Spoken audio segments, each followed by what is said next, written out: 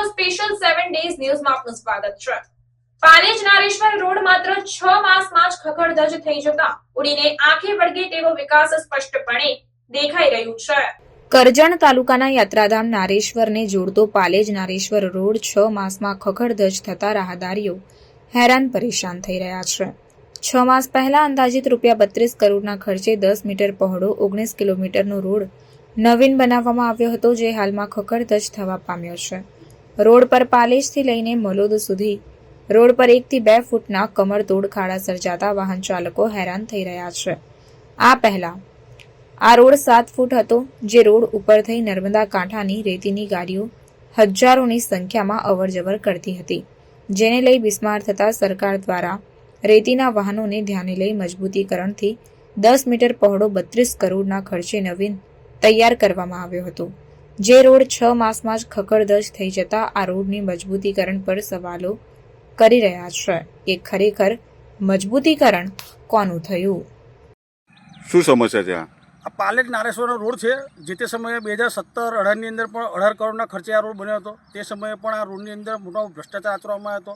ત્યારબાદ આ રોડ પર રેતીની ઓવરલોડ ગાડીઓ જે ચાલે છે એ સરકારને ખબર છે, વહીવટી પ્રશાસનને ખબર છે, જેના લીધે વધુ કેપેસિટીનો આ રોડ માટે મંજૂર થયો અને અંદાજે લગભગ 32 કરોડના ખર્ચે આ રોડ મંજૂર કરવામાં આવ્યો હતો। 6 માસ અગાઉ આ રોડ બન્યો હતો। અત્યારે એ રોડની પરિસ્થિતિ એટલી દયનીય બની છે કે જે તે એજન્સી દ્વારા આ રોડની અંદર જે મટીરિયલ વાપરવું હતું એ હલકી ગુણવત્તાનું બિન ટકાઉ મટીરિયલ વાપરવાના કારણે હાલની અંદર તમે જોઈ શકો છો કે રોડના જે ગાબડા પડી ગયા છે, 1.5 થી 2 ફૂટ ઊંડા ખાડા પડી ગયા છે।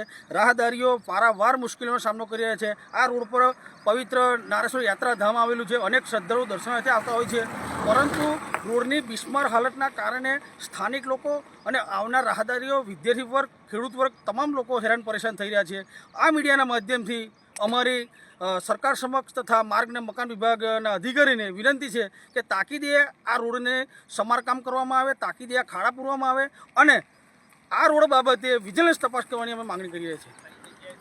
સમસ્યા એટલી છે કે પાલેજ નારેશ્વરનો રોડ 6 મહિના પહેલાં જ બન્યો છે ને અત્યારે એટલા બધા ઊંડા ખાડા પડી ગયા છે કે જેની કોઈ હદ જ નથી। 1 થી 1.5 ફૂટના ખાડા છે આખા સદંતર રોડ ઉપર ને અહીં અસંખ્ય વાહનો ચાલે છે। મોટરસાઇકલ ને 4 વ્હીલ તો ચલાવવાની જ ખબર પડે એવી નથી। સારિંગ ને સાંસોદ પાસે ફૂલ મોટા ખાડા પડેલા છે। રોડનું નિર્માણ 6 થી 7 મહિના પહેલાં જ થયું છે।